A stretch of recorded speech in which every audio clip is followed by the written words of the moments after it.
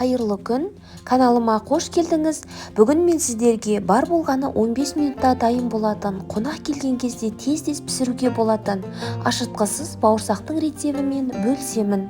Ашытқы қоспасақ та ортасы көтеріліп, өте дәмді, үлпілдек болып шықты. Бұл бауырсақты пісіру үшін барлық заттар жылы болуы қажет. Ең алдымен бөлме температурасында тұрған айранға бір жұмыртқаны, оның үстіне бір шай қасық тұзды және де бір ас қасық қант пен жарты шай қасық ас содасын салып, ерігенше араластырамыз.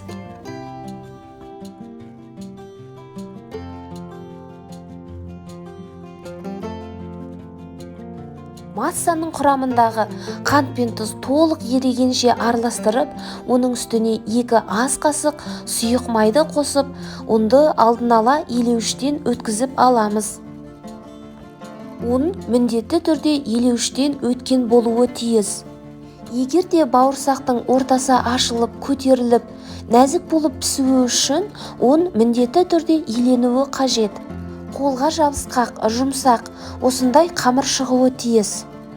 Қамырды бетін жауып 5 минутқа тындырып, тынғаннан кейін осылай етіп оқтаумен жайып, оларды кесіп аламыз.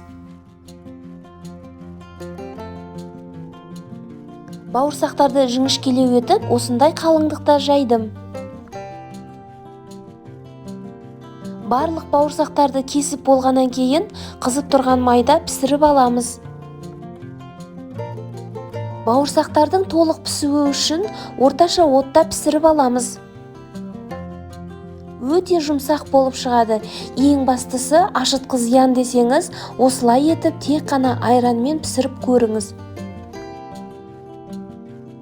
Достар, менің каналымда осындай көптеген рецептер бар. Алдағы уақытта шығатын рецептерді өткізіп алмас үшін каналыма тіркеліп, қоңырауша белгісін басып қоюды ұмытпаңыз.